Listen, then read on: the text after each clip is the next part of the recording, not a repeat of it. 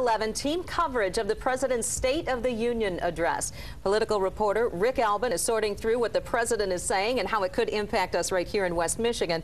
And Danny Carlson is examining a local program highlighted by the president. First tonight, the president's plan and his challenge to Congress. The state of our union is getting stronger, and we've come too far to turn back now. As long as I'm president, I will work with anyone in this chamber to build on this momentum.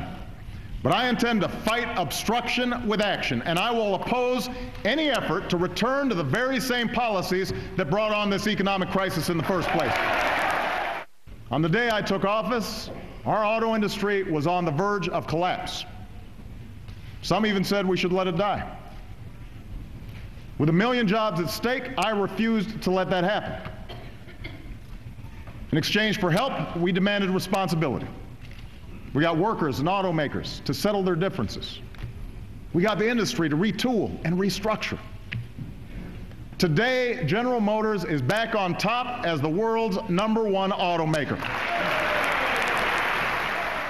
And while government can't fix the problem on its own, responsible homeowners shouldn't have to sit and wait for the housing market to hit bottom to get some relief.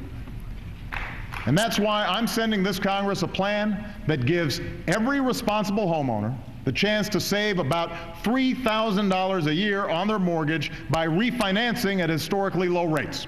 No more red tape, no more runaround from the banks. Let's turn now to political reporter Rick Albin, and Rick joins us from the live desk watching the president's speech tonight. Rick? The president covered a lot of ground, and a lot of it was a direct challenge to Congress. He followed a lot of familiar themes. The president talked about the success of rebuilding the auto industry, as he put it, 160,000 new jobs, he says, and that is something you'll be hearing a lot more about, particularly as the president comes back here to Michigan, as he's going to do, and focus on Michigan later this week. The president also made a thinly veiled reference to Mitt Romney when he was talking about the auto industry. He said some people wanted to let auto companies die. That's something that Democrats have often laid at the feet of Romney. The president revisited some other things he has called on Congress to do: repeal a tax cut for what he calls the wealthiest Americans, extend the payroll tax cut for the rest of the year. The president called for that refinancing of homes that you heard of right in the open for what he called, quoting here, responsible homeowners, though we don't know exactly what that means, and that the biggest banks would be charged, again, quoting here, a small fee to pay for that refinancing, with no details on exactly how that would work, who it would impact, or when it would happen. Mr. Obama said those banks that got a bailout could pay the fee to repay a deficit of trust, and said those banks will not get bailed out again. In many ways, he was laying out an agenda that the Republican-controlled House is going to have a lot of problems with. That's the nature of legislating in an election year. The president chided Congress and said on some issues, if they wouldn't act, he would. Another theme that the White House has used repeatedly, saying that many of the ideas the president has talked about can't wait until after the election.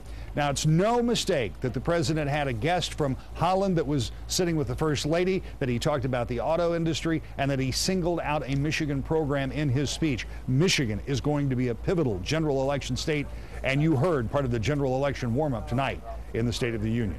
Back to you. All right, Rick Albin live from the live desk. Rick, thank you.